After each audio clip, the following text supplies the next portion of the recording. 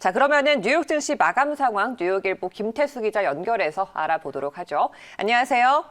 안녕하세요. 네, 간밤에 뉴욕 증시 일단 FOMC 의사록을 기다리면서 계속해서 장세가 이어졌습니다. 어떻게 보셨나요?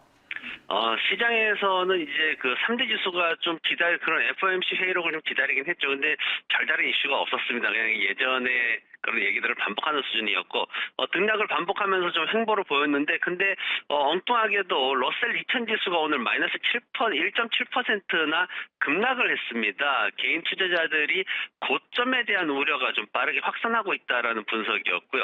안정성을 위해서 대형 기술주로 빠르게 이동하는 모습을 좀 보였습니다.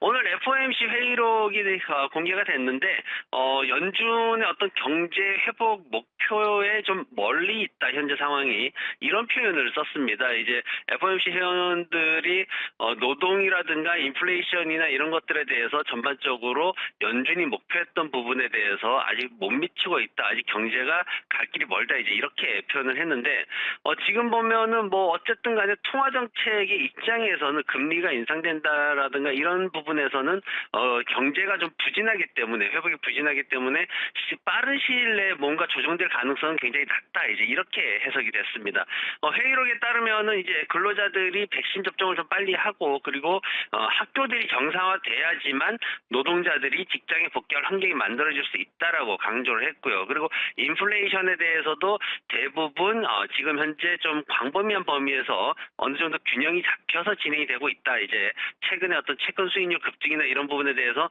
좀 그런 부분들의 리스크를 좀 희석시키는 그런 언급들이 있었습니다.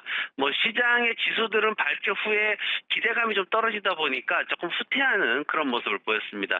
경제 지표들 발표가 오늘 몇 가지 있었는데요. 모기지 금리가 0.03%포인트 다시 또 올랐습니다. 무역 수지가 710억 불 적자로 지금 수출과 수입이 모두 줄어든 가운데 예상보다도 더 크게 나빠지는 모습이었고요.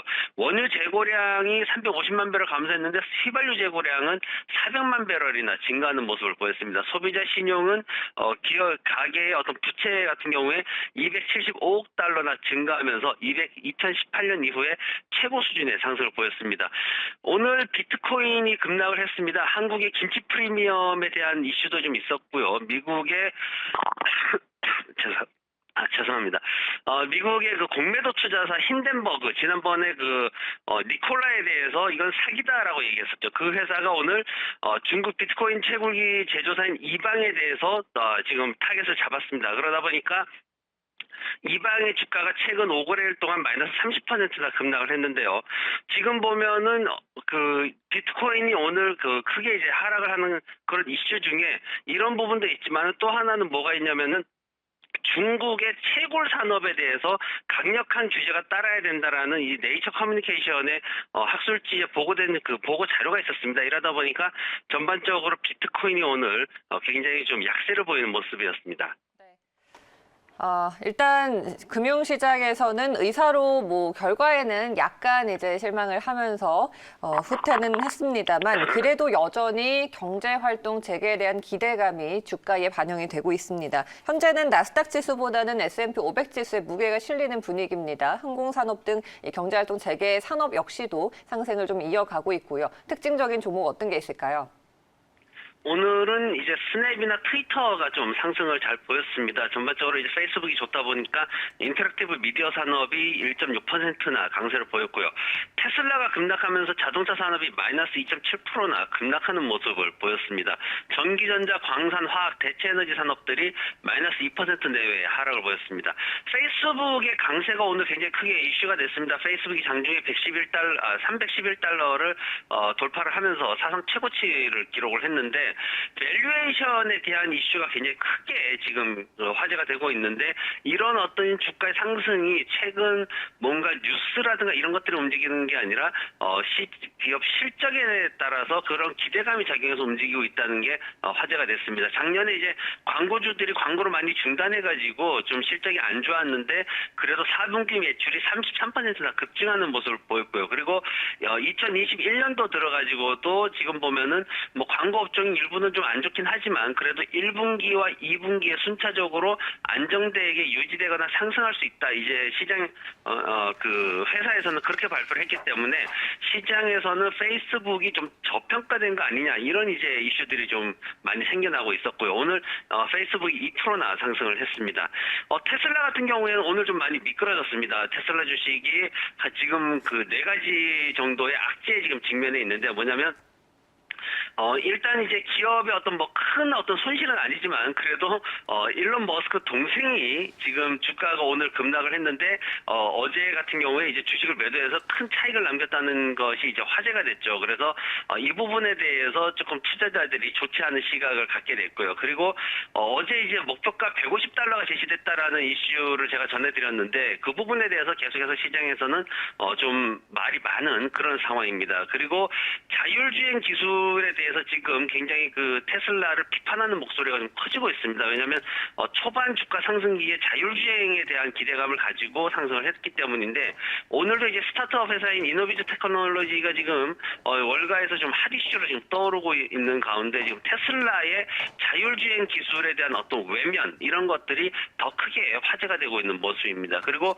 비트코인 가격이 급락하면서 동반 하락하는 모습을 보였고요.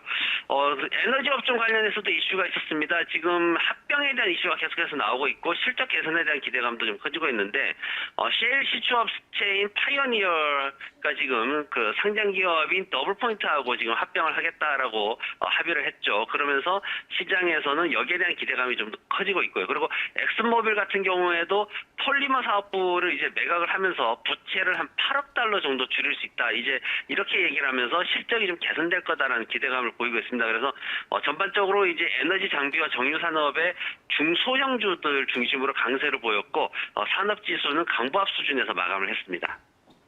알겠습니다. 자, 그러면은 이제 또 챙겨볼 이슈는 이번 주에 어떤 게 남았을까요?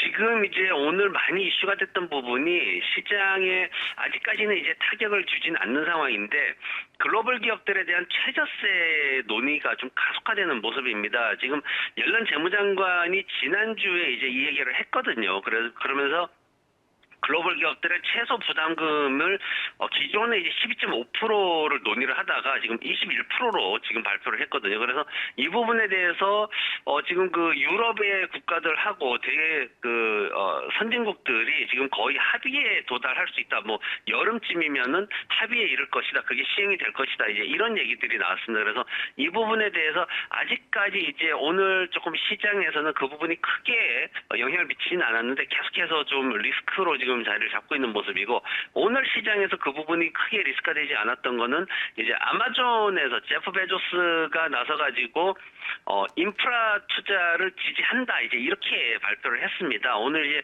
상위 종목들이 시장이 좀 불안한 가운데도 한 1, 2% 정도의 강세를 보이는 모습이었는데 그 배경에 이제 베조스가 나서가지고 바이든 대통령의 인프라 투자를 지지한다. 여기에 이제 추가되는 게 뭐였냐면은 인프라 투자에는 증세안이 따라오는데 그 증세안에 대해서도 지지를 한다. 세금 인상을 지지한다라고 공식적으로 발표를 했습니다. 그러다 보니까 투자자들이 현재 상황에서 어떤 형식적인 세금 인상보다는 실질적으로 기업들이 혜택받을 게 더 많다라는 부분에 대해서 이제 관심을 보였고 대형 기술주들이 다시 시장을 주도할 수 있지 않을까 하는 그런 기대감을 좀 모으고 있는 모습이었습니다. 내일 같은 경우에는 파월 의장이 IMF 연설을 하는데 오전 11시에 이제 연설을 시작을 합니다. 회의 성격상 미국의 경제 성장에 대한 내용으로 지금 예상이 되고 있는데 오늘 FOMC 회의 내용이 사실 시장에 별다른 영향을 미치지 못했는데 뭐 파월 의장의 어떤 미국 경제에 대한 발언도 이미 나와 있던 내용들을 반복할 가능성이 높기 때문에 시장에서는 뭔가 큰 기대감을 갖고 있지는 않는 모습이고요. 경제지표 관련해서는 주간 신규 실업수당 신청 건수가 한 4만 건 정도 감소할 것으로 그렇게 기대를 하고 있습니다. 지난주에 71만 9천 건에서 이번 주에는 67만 5천 건으로 기대를 하고 있고 뭐 전반적으로 민간 고용 지표들이 지난주에 굉장히 좋았기 때문에 여기에 따른 어떤 기대감이 좀 형성이 되고 있습니다. 알겠습니다. 다양한 이슈들도 체크를 해봤고요. 오늘 김태수 기자 말씀 여기까지 드릴게요. 고맙습니다. 고맙습니다.